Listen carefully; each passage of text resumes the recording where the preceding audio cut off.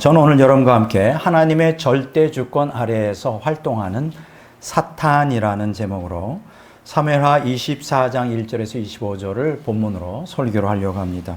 워낙 그 본문이 길기 때문에 사무엘하 24장 1절과 9절, 10절, 15절, 25절 이렇게 몇 군데만 제가 읽도록 이렇게 하겠습니다.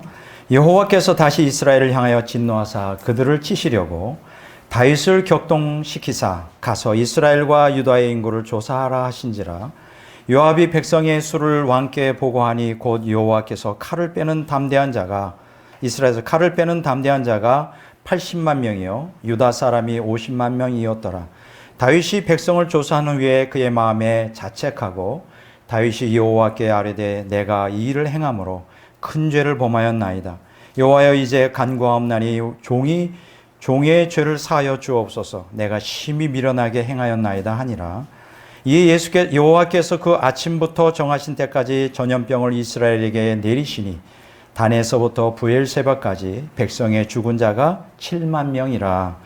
그곳에서 여호와를 위하여 제단을 쌓고 번제와 화목제를 드렸더니 여호와께서 그 땅을 위한 기도를 들으시매 이스라엘에게 내리는 재앙이 그쳤더라. 아멘.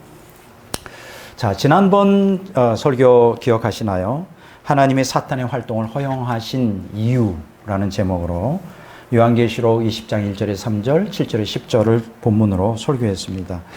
여러분, 그런데 요한계시록 20장 1절에서 3절, 7절에 10절과 창세기 3장 1절에 13절은 이렇게 사실은 동일한 내용을 다루고 있습니다. 여러분 아시는 것처럼 창세기 3장 1절에 13절은 구속사의 시작을 촉발한 최초 인간의 타락에 대해 언급하고 있죠. 그리고 요한계시록 20장 1절에 3절, 10절에서 7절에 10절은 구속사의 완성을 촉발한 최후 인간의 타락에 대하여 언급하고 있습니다. 이 두 구절을 보면 하나님의 구속사가 어떻게 하나님께서 어떤 의도를 가지고 주도하시는지가 아주 확연하게 드러나요. 자, 이 두 구절을 통해 우리가 뭘 깨닫게 됩니까?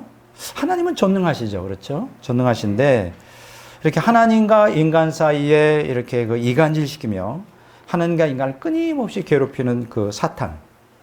어떠세요? 지옥에 하나님께서 영원히 멸할 수 있지 않겠어요? 자, 그런데 이상하게도 이 두 군데 보면 구속사의 시작부터 완성하는 날까지 사탄의 활동을 그냥 허용하셔요. 그럼 여기서 우리가 질문해야 될 것은 왜 허용하시는가? 이걸 질문해야 되겠죠. 자, 그것은 딱 간단하게 이렇게 한 문장으로 말할 수 있습니다. 이게 구속사의 비밀이에요. 신비예요. 자, 인간 선별과 성도 연단의 도구로 사탄을 사용하기 위해서예요. 딱 두 가지입니다. 인간 선별과 성도 연단입니다. 이것이 신구약 성경 전체에서 하나님께서 다 사탄으로 하여금 활동하도록 허락하신 이유입니다. 저는 이것을 신학적으로 뭐라고 말하느냐. 하나님의 감추어진 의도다. 제 사상이 전체 다 이 빅 타이틀이 하나님의 감추어진 의도예요. 그리고 제가 그 조직 신학적으로 푸는 모든 것들이 구속사적으로 관점으로 해석한 이렇게 이제 전개가 되는 것입니다. 자, 그럼 여기서 선별이라는 게 뭘까요? 의인과 악인을 구별한다는 뜻이죠. 이 땅에서 진행되는 구속사는 왜 이 3차원의 세계, 이 타락한 세상 속에서 구속사가 진행이 돼야 될까요? 간단합니다. 선별하기 위해서요. 여러분 기억하십시오. 의인과 악인을 선별하기 위한 것입니다. 두 번째는 뭡니까? 연단인데 연단이라는 게 뭘까요? 그것은 의인으로 선별된 성도들을 사탄이 지배하는 이 악한 세상 속에서 고난을 통과하며 정결케 하고 성화시키기 위해서요. 이러한 그 세상에서의 이 고난을 통해서만 정결하게 되고 성화가 가능한 것입니다. 자, 그럼 여기서 또 한 가지 질문합니다. 자, 그럼 왜 이러한 선별과 연단이 필요한 것일까? 인간은 하나님의 형상대로 창조된 인격을 지닌 존재이기 때문이에요. 오직 인격을 지닌 존재여야만 하나님의 생명과 연합이 가능해요. 근데 인격을 지닌 존재는 뭐가 필요합니까? 선택의 자유를 갖고 있어야 돼요. 그래서 하나님께서는 이 세상에서 선과 악이라고 하는 영적 평령을 이루어서 우리가 선이든 악이든 인간이 선택할 수 있도록 이렇게 기회를 주셨고요. 또한 신앙적 연단을 통하여 신앙 인격의 성숙이 이루어져 결국 하나님의 생명과 연합시키기 위하여 이러한 그 악을 허용하셨다는 것을 깨닫게 됩니다. 이게 지난 설교에서 제가 여러분들에게 드린 핵심이에요. 자, 오늘 이어서 굉장히 중요한 얘기를 하겠는데요. 뭘 이어지는 설교인데 오늘 제목이 뭡니까? 하나님의 절대 주권 아래에서 활동하는 사탄. 제목을 통해서 여러분들이 감을 잡았죠. 오늘 제목을 가지고 사무엘하 24장 1절에서 25절의 그 본문을 가지고 설교하려고 그러는데요. 오늘 이 본문을 자세히 우리가 검토해 보면 그 사탄의 활동에 대하여 어떻게 하나님의 주권이 작용하는가에 대한 아주 자세한 내용을 우리가 깨닫게 됩니다. 자, 여러분들이 혹시 본문을 좀 읽어보신 분은 이해가 되겠지만 요약 정리해 보면 하나님께서 이스라엘 백성들에게 진노하셔요. 근데 뭐 왜 진노하는 거에 대한 뭐 구체적인 이유는 나와 있지 않습니다. 그래서 저것들을 갖다가 어떻게든지 내가 징벌을 해야 되겠는데 하나님께서 이스라엘 백성들에게 진노하여 징벌하기 위하여 다윗으로 하여금 그 부추겨서 격동시켜 이스라엘 인구조사를 하게 했다는 거예요. 야, 이 구절을 보면 굉장히 좀 하나님이 정상이 아닌 것 같아요. 참 굉장히 좀 이상합니다. 굉장히 그 억하 심정을 갖고 있는 우리 인간처럼 뭐 이렇게 느껴집니다. 여기서 격동시키사라고 하는 헬라어 단어가 와야세트라고 하는 것인데 이게 원형이 야세트예요. 야세트. 이제 그래서 히브리어 그 사전을 찾아봤더니 이 야세트가 여러 가지 의미를 갖고 있습니다. 뭐 move라는 뜻을 갖고 있어요. 자극하다. 뭐 감동한다는 뜻도 되죠. instigate이라고 하는 단어로도 번역할 수 있습니다. 부추기다. 그 다음에 insight라고도 번역할 수 있습니다. 선동하다. 무슨 이제 감이 잡히죠. allure, 이건 좀 더 심각한 얘기입니다. 유혹하다. 막 유혹해요. allure, 이렇게 막 홀려가지고 유혹하는 거예요. 아니, 그러면 하나님께서 다윗을 인구조사하도록 격동하셨다는 게 다윗은 전혀 인구조사할 마음이 없었는데 하나님께서 이스라엘 백성을 좀 손 좀 봐주려고 이렇게 징계하려고 다윗을 충동질했다는 거예요. 그런 말밖에 되지 않죠. 어쨌든 본문에 충실하게 해석한다면 결국 다윗은 하나님의 충동질을 받아가지고 넘어가서 인구조사를 총사령관인 요압 장군에게 명령합니다. 요압 장군은 다윗만큼 신앙은 없었지만 그래도 알고 있었어요. 왕을 말립니다. 왕이요, 제발 그러지 마세요. 이거는 하나님께 큰 범죄하는 거예요. 아니, 왕이 우리가 하나님을 의지하고 살아야지 어떻게 인간 방법대로 살려고 인구조사를 합니까? 여러분 왜 인구조사를 할까요? 딱 두 가지 목적이죠. 세금을 걷어들이기 위한 하나의 방편으로 인구조사하는 거고요. 두 번째는 군사력이에요. 내가 데리고 있는 전쟁이나 싸워 할 수 있는 그 장정이 몇 명이나 되느냐. 이제 그것을 조사하는 거거든요. 이게 뭡니까? 그게 뭐 세금 걷기 위한 것이든 뭐 전쟁을 위한 준비든 이게 다 순간 천절이 하나님만 의지해야 되는데 인간을 의지하는 것이 되잖아요. 그래서 요압 장군이 극구 만류합니다. 하지 마세요. 근데 어떻습니까? 다윗이 하나님께 충동질 당하여 강하게 명령을 하죠. 하라. 그래서 결국은 요압이 어쩔 수 없이 인구조사를 합니다. 여러 달 동안 인구조사를 마친 후에 이제 보고를 하는데 이때 마침내 하나님께 의하여 제가 충동당해서 죄를 범했다는 걸 깨닫게 돼요. 이상하죠? 다윗이 여호와께 큰 죄를 범했다고 자백합니다. 좀 이상하네. 자, 그러자 하나님은 선지자 갓을 보내요, 다윗에게. 그래서 결국 뭐 세 가지 징벌 가운데 하나를 택하게 하죠. 그 하나가 뭡니까? 다윗의 죄에 대한 징계로 사흘 동안 전염병이 이제 창궐하도록 하여 남유다와 북이스라엘, 유다와 북, 이 전체 이스라엘 백성 7만 명이 3일 동안에 죽습니다. 그 다윗은 하나님께 대한 회개의 표시로 번제 화목제를 드리죠. 결국 그래서 하나님께서 그 제물을 받고 자, 이스라엘에 대한 재앙을 그쳤다. 이게 이제 오늘 본문 사무엘하 24장 1절에서 25절에 있는 내용이에요. 왜 많은 기독교인들이 신약보다는 구약을 읽기를 싫어할까요? 막 이런 것 때문에 그래요. 이해가 안 되거든. 우리가 구약 성경을 보면 뭔가 좀 하나님이 정상이 아닌 것 같아요. 자, 제가 오늘 여러분들의 그러한 그 오해를 풀어드리기 위해서 그래서 목회자가 필요한 거예요. 그래서 설교자가 하나님의 말씀을 바르게 해석하는 게 필요한 것입니다. 그냥 본문만을 가지면 다윗의 인구조사 명령이 왜 하나님께 징계받을 죄인지 이해할 수가 없죠. 왜냐하면 인구조사는 하나님이 이스라엘 백성들이 진노하여 저들을 징계하려고 하나님 먼저 다윗에게 충동질했잖아요. 야, 인구조사해. 막 언로했잖아요. 이렇게 막 유혹하고 그냥. 그런데 왜 다윗이 인구조사에 대한 징벌을 받아야 돼요? 난 그게 이해가 안 돼요. 결국 하나님이 다윗으로 하여금 죄짓게 만든 장본인이 아닌가 하는 거예요. 그렇죠? 본문 말씀을 보면. 자, 그런데 성경에 또 다른, 여러분들이 항상 성경을 해석할 때 조심해야 될 건 한 구절만 보고 그걸 가지고 속단하면 안 되고 또 다른 구절을 봐야 돼요. 그래서 전체를 봐야 되는데 이 사무엘하 24장 1절 25절의 말씀에 정면 배치되는 가르침이 다른 곳에 있어요. 그게 뭐냐면 야고보서 1장 13절 15절의 말씀이에요. 정면 충돌합니다. 여기 뭐라고 얘기합니까? 사람이 시험을 받을 때 내가 하나님께 시험 받는다 하지 말지니 하나님은 악에게 시험 받지도 아니하시고 친히 아무도 시험하지 아니하시느니라. 오직 각 사람이 시험을 받는 것은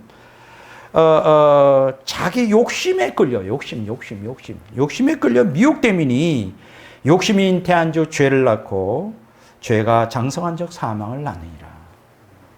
포인트가 뭐예요? 하나님은 누구를 막 부추겨가지고 충동질해서 선동해가지고 죄짓게 안 한다는 거예요.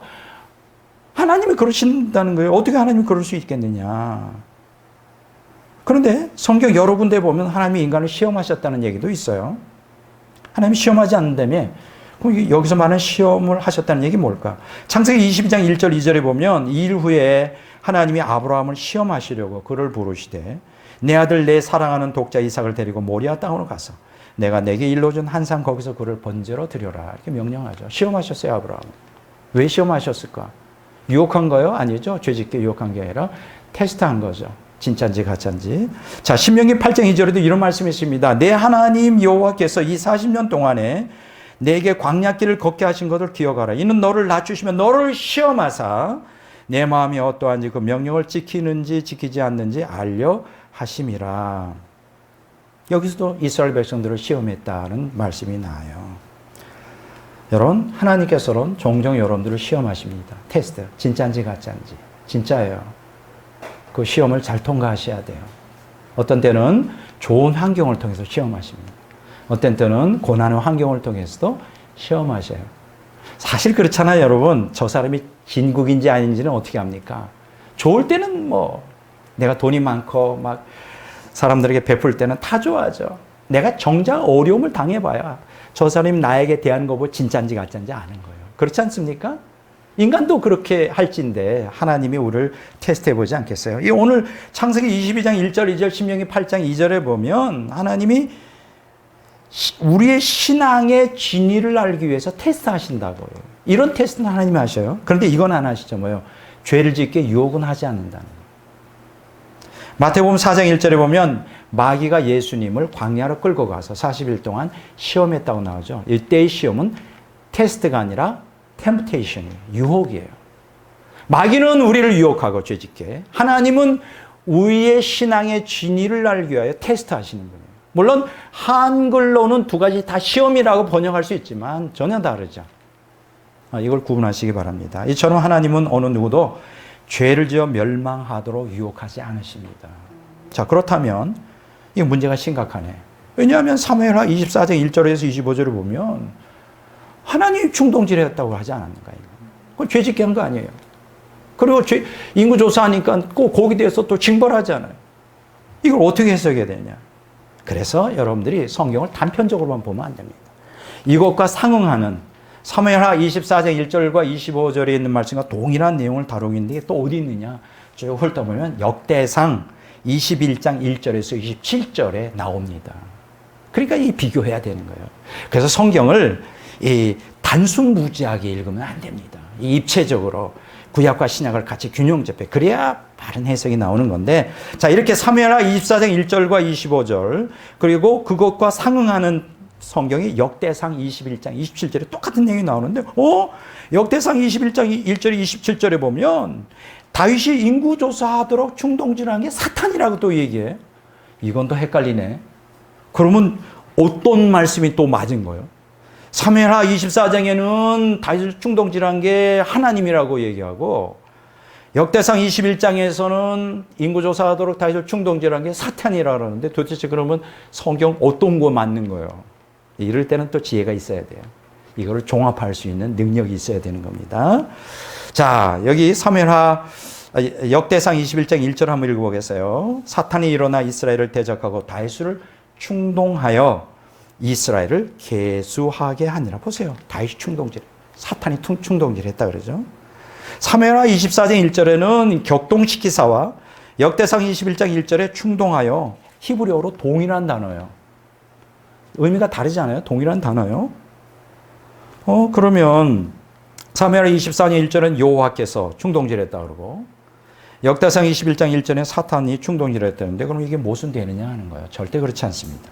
성경은 절대적 진리예요. 여러분들이 성경 읽을 때 한 군데에서 가르치는 게 또 다른 건데 정명통절하잖아요. 그러면 둘 중에 하나를 선택하는 이 어리석은 인간들이 있어요. 그게 옳다고 맞추죠. 이게 얼마나 위험한지. 그거는 3차원의 세계에서는 보세요. 자, 여기 보세요. 여기 그림을 보세요. 여기 이렇게 삼각형이 있잖아요. 제가 이게 그림으로 좀 설명을 할게요. 이렇게 삼각형이 있잖아요. 그리고 요 밑에 선이 하나 있다고 그럽시다. 이 선 밑으로는 3차원의 세계예요. 선 위로는 4차원의 세계예요. 보세요. 3차원의 세계에서는 A와 B가 달리 해석이 될 수 있죠. 근데 이렇게 보세요. 3차원, 4차원으로 들어가면 어떻게 되죠? A와 B가 만나죠? 바로 그게 성경의 신비예요.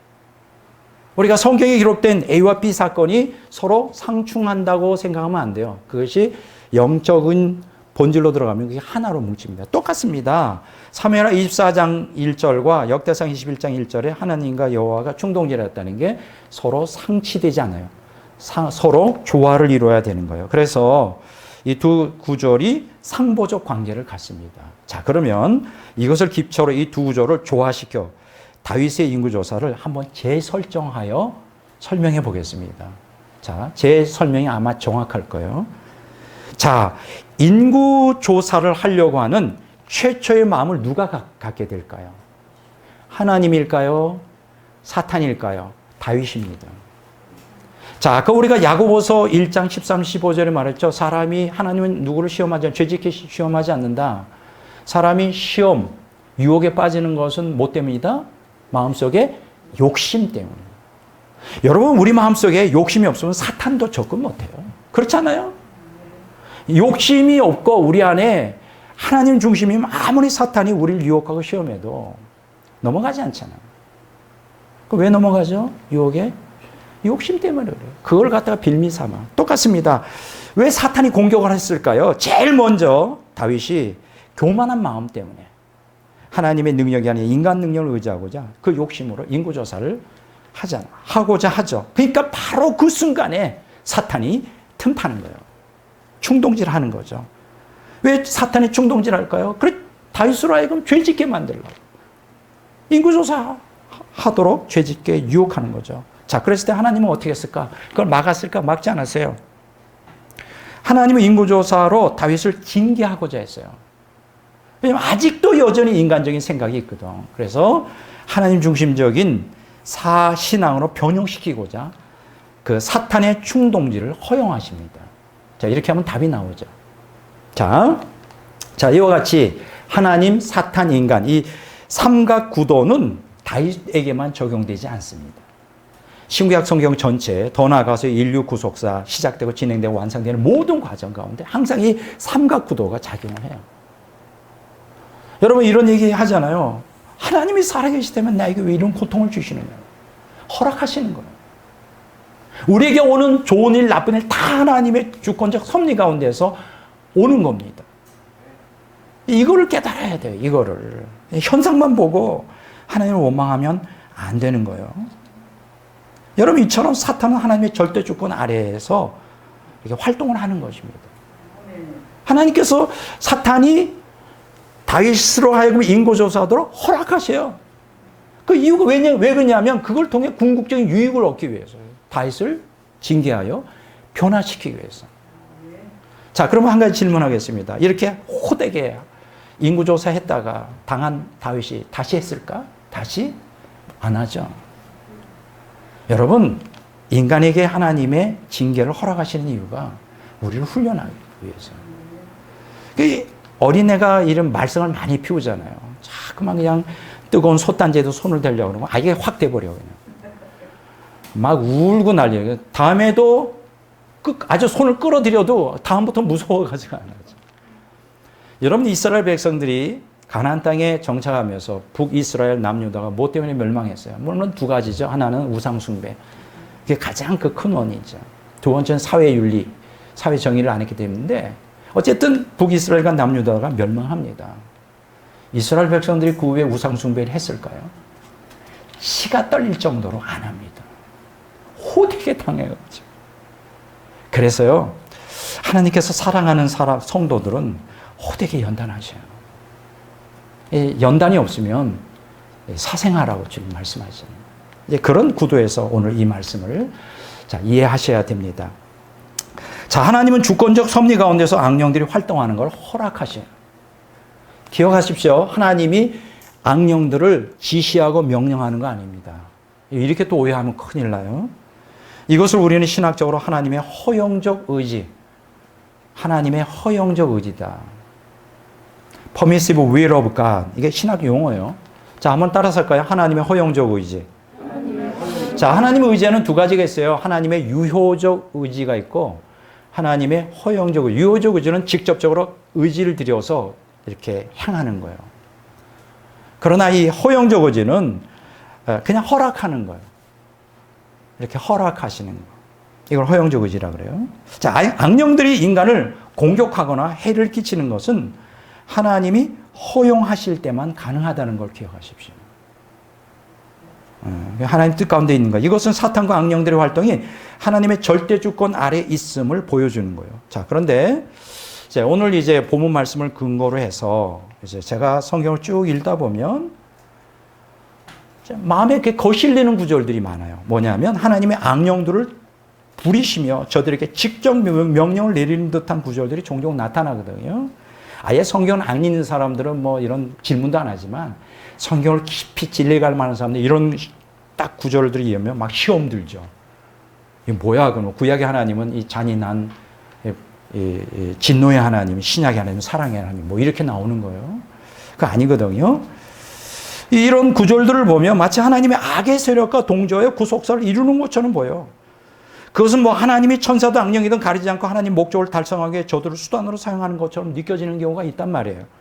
마치 독재 정권을 구축하고 유지하기 위해 폭력 집단인 마피아와 손을 잡고 국민들을 통치하는 야비하고 비윤리적인 대통령을 연상시킨단 말이에요. 가끔 우리가 역사를 보면 그런 사람들이 있어요. 대통령이 마피아하고 손잡아가지고 국민들을 통치하죠. 나쁜 대통령이죠. 자, 그런데 성경은 뭐라고 얘기하죠? 하나님은 거룩하시기 때문에 절대로 악을 미워하고 악인과 악을 용납하지 않는다고 말해요. 자, 시편 5편 4절 6절을 보면 주는 죄악을 기뻐하는 신이 아니시니 악이 주와 함께 머물지 못하며 오만한 자들이 주의 목전에 서지 못하리로다. 주는 모든 행악자를 미워하시며 거짓말하는 자를 멸망시키시리로다. 여호와께서 피 흘리기를 즐기는 자와 속이는 자를 싫어하시나이다. 보세요. 이 구절만 아니라 성경은 절대로 악과 타협하거나 악을 동조하지 않아요. 어떻게 여러분 믿습니까? 그렇죠? 하나님 거룩하신 분이세요. 악을 용납하지 않아요. 저는 오늘 설교를 통하여 세 가지 사건을 여러분들에게 소개하고자 합니다. 이 사건들을 보면 하나님께서 악령들에게 직접 명령하여 하나님의 뜻을 이루는 것처럼 그렇게 묘사되고 있어요. 어떻게 생각합니까? 하나님께서 악령들이 명령해요. 악령들은 하나님의 명령을 따라 복종하여 하나님의 뜻을 이룹니까? 아니죠. 기억하십시오. 악령들은 누구의 지시와 명령을 받습니까? 사탄의 명령과 지시만 받아요. 그렇지 않나요? 만약에 하나님께서 귀신들에게, 악령들에게 이렇게 하라 저렇게 하라면 그러면 하나님은 악의 화신이네. 아니죠. 절대 그렇지 않습니다. 자, 그러면 오늘 본문에 보면 이 세 예를 한번 들어보겠어요. 거기 보면 하나님이 직접 악령들에게 명령하는 것 같아요. 이게 도대체 뭐냐? 그대로 직역을 하면 안 되죠. 이러한 사탄의 활동, 악령의 활동들은 주권적 섭리 가운데 하나님께서 허락하시는 거예요. 그냥 허용하시는 거예요. 여러분 생각해 보세요. 사탄이 하나님이 기뻐하는 선한 일을 행할 수 있을까요? 아니죠. 내가 이 일을 해서 이 일을 해가지고 하나님의 구속사를 성취해야지. 사탄이 그럴까요? 난 듣도 보도 못했는데 신구약 성경을 보면 사탄은 언제든지 하나님의 구속사를 와해시키려고 그렇죠. 발악을 하잖아요. 하나님의 뜻에 협력하려고 하는 거 아니에요. 근데 하나님은 사탄과 악령들은 하나님의 뜻을 거스리고 구속사를 와해시키려고 하지만 하나님이 얼마나 머리가 좋으셔요. 신적 지혜와 능력이 있잖아요. 그걸 다 거꾸로 다 바꿔가지고 하나님의 뜻을 이루는 그러한 역사로 변화시키죠. 얼마나 대단한 일입니까? 정말 대단한 하나님이세요. 자, 세 가지를 말씀드리겠어요. 첫째는 뭐냐? 하나님의 심판 도구인 악령. 자, 먼저 첫 번째 이야기가 사사기 9장 1절에서 27절에 보면 나옵니다. 기억해 두세요. 사사기 9장 1절에서 57절은 아비멜렉에 대한 하나님의 심판을 기록하고 있어요. 아비멜렉. 여러분, 이 아비멜렉에 대해서 좀 여러분들이 이해하실 필요가 있는데, 기드온이 이제 사사였잖아요. 그래서 굉장히 아주 큰 성과를 이루어요. 전쟁을 통해. 근데 이 사람이 부인 한 명만 데리고 살면 좋은데 부인을 많이 왕처럼 많이 데리고 살았어요. 이제 그 중에 세겜족의 어떤 여자를 첩으로 얻어서 거기서 난 자식이 아비멜렉인데, 이제 문제가 되는 게 이제 기드온이 이제 죽게 되잖아요. 이 사람이 야망을 품는 거예요. 권력에 대한 그 야망을 품고 세겜족의 지지를 등에 업고 자기의 배다른 형제 70명을 다 죽여버립니다. 잔인한 것이죠. 기드온의 자녀들 70명 아들을 다 죽여버려요. 이때 아비멜렉의 칼날에서 간신히 피하여 목숨을 건진 기드온의 막내 아들 요담이 이제 우화를 지어 이제 얘기를 하는데, 그 우화대로 아비멜렉과 세겜족 사이에 분열이 일어납니다.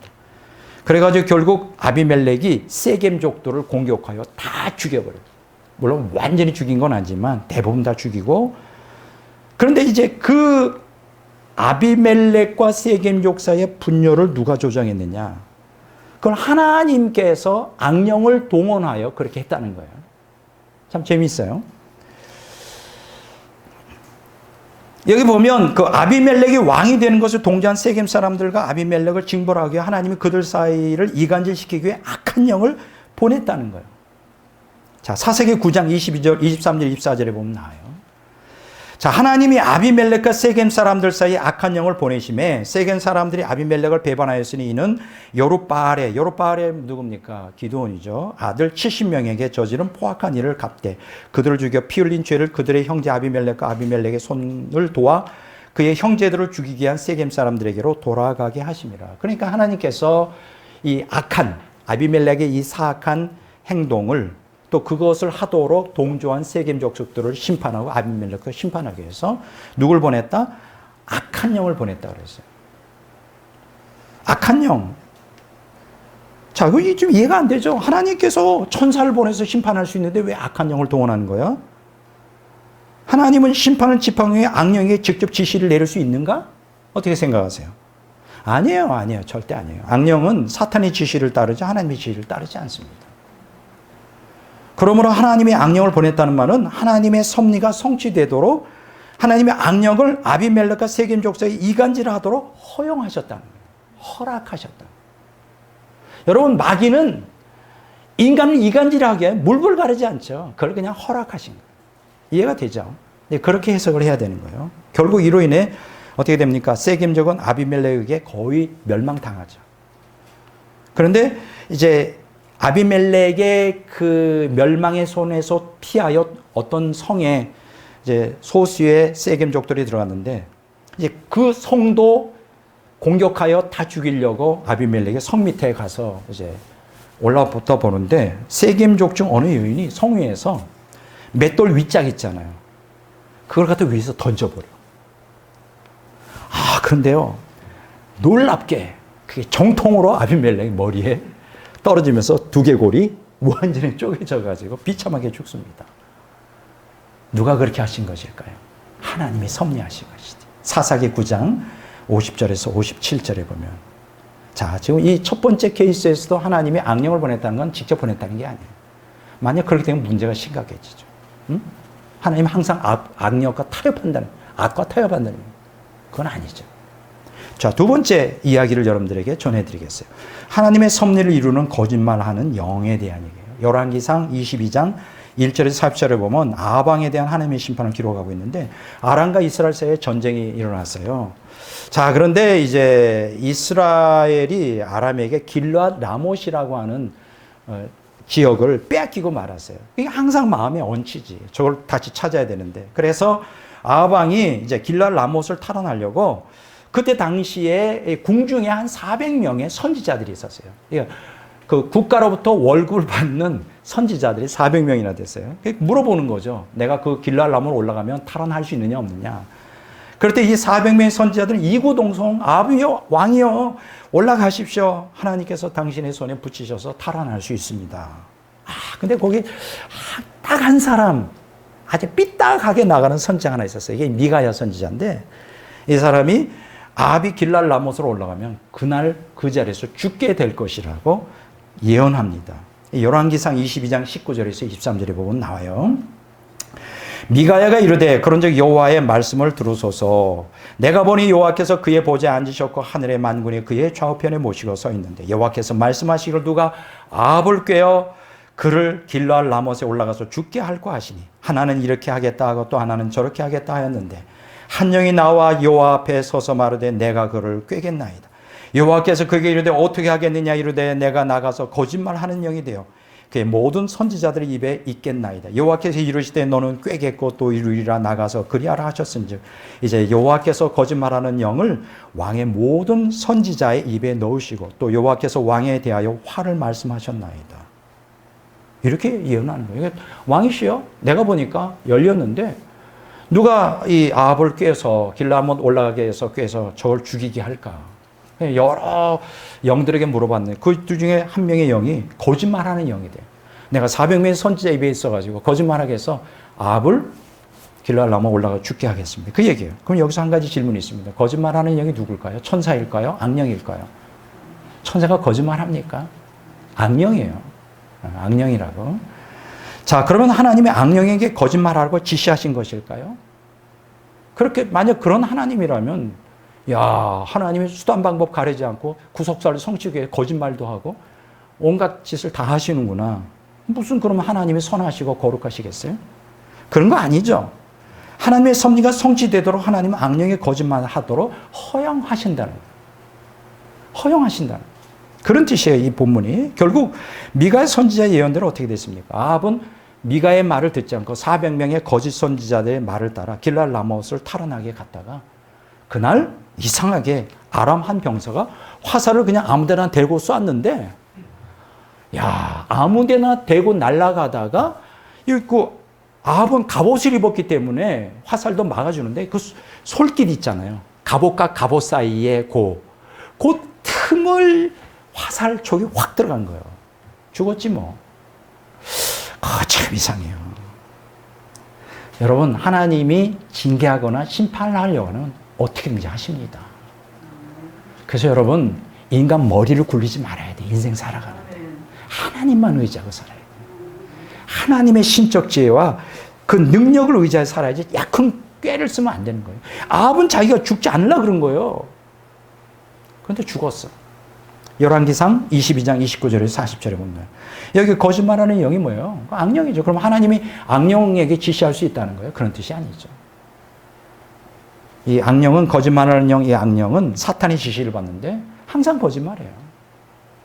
인간을 멸망으로 인도하기 위해 허락하셨다는 거죠. 세 번째, 끝으로 성도를 연단하는 도구인 악령에 대한 얘기가 사무엘상 15장 1절에서 16장 23절에 보면 사울 왕에 대한 하나님의 심판을 기록하고 있어요.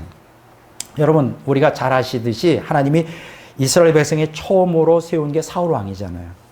근데 명예욕과 물욕이 굉장히 대단해요. 말씀을 듣질 않아, 불순종해.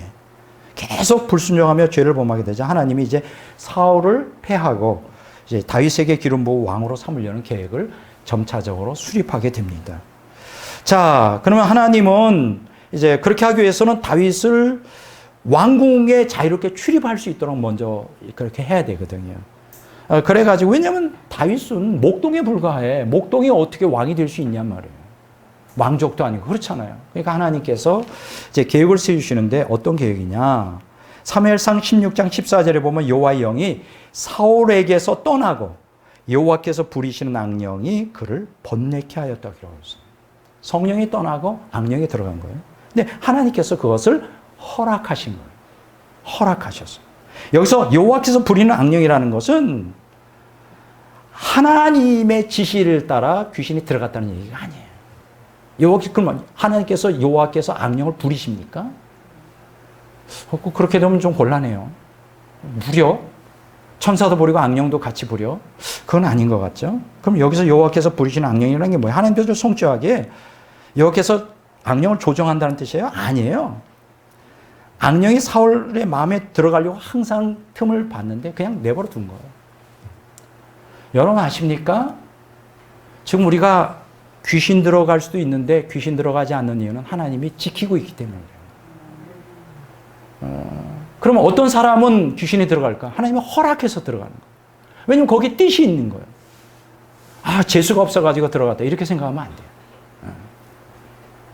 어떤 사람은 믿는 성도들에게도 마찬가지입니다. 여러 가지 귀신이 들어가는 이유는 여러 가지 이유가 있어요. 하나님께서 훈련하기 위하여, 연단하기 위하여, 또 죄 때문에 징계하기 위하여, 심판하기 위해서 그렇게 하는데, 이 시간에 이 문제를 제가 여기서 자세히 다룰 수는 없습니다. 시간이 없어. 근데 귀신이 들어갔다고 해서 그 사람을 다 정죄하면 안 돼요. 실제적으로 그런 일이 가끔 있어요. 예를 들어서 정말 신실한 사모님이 계셨는데 귀신이 들어갔어. 교인들이 쉬쉬하는 거예요. 우리 사모님 뭔가 엄청난 죄를 범했거나 하나님 앞에. 그렇지 않고 어떻게 귀신이 들어간대. 사모님은 정말 주님 뜻대로 살려고 그러는데 이상하게 귀신이 들어간 거예요. 그럴 수도 있거든요. 그래가지고 평생 동안 목사님도 얼마나 힘들고 교인들도 시험에 들고 말을 못하고 그랬겠어요. 그런데 나중에 그 사모님을 연단하기 위해서 그렇게 하신 거예요. 연단하기 위해서. 그래서 그분이 돌아가시게 됐는데 영안이 열렸는데 귀신이 떠나는 거죠. 훈련을 다 끝냈으니까. 이거는 좀 극단적인 얘기지만 지금 저는 그렇게 생각해요. 우리가 이렇게 멀쩡하게, 물론 귀신 들어가는 것도 여러 가지 종류가 많지만 멀쩡하게 있는 게 우리가 잘나서가 아니에요. 하나님의 보호하심 때문에 이렇게 지켜주시기 때문에 귀신이 안 들어가는 거예요. 이거 감사해야 돼요. 또 귀신이 들어가는 건 또 하나님의 뜻과 섭리가 있다는 걸 기억해야 돼요. 어쨌든 사울 왕의 귀신이 들어갔어요. 자, 이때 신하들은 사울의 정신적 고통을 치료하기 위해 수금을 잘 타는 다윗을 청구합니다. 이 다윗이 음악적인 재질이 뛰어났나 봐요. 수금을 잘 탔어요. 그래서 이 귀신이 막 그 사울의 마음속에서 막 발작을 하고 막 괴롭히면 다윗이 거기서 수금을 타는 거예요. 수금을 타면 잔잔해져, 또 희한해요. 그게 사무엘상 16장 16절에 보면 나와요. 이렇게 해서 사울을, 이 다윗을 크게 신임합니다. 괴로울 때마다 수금 타러 가니까 막 잔잔해져, 편해, 좋잖아요.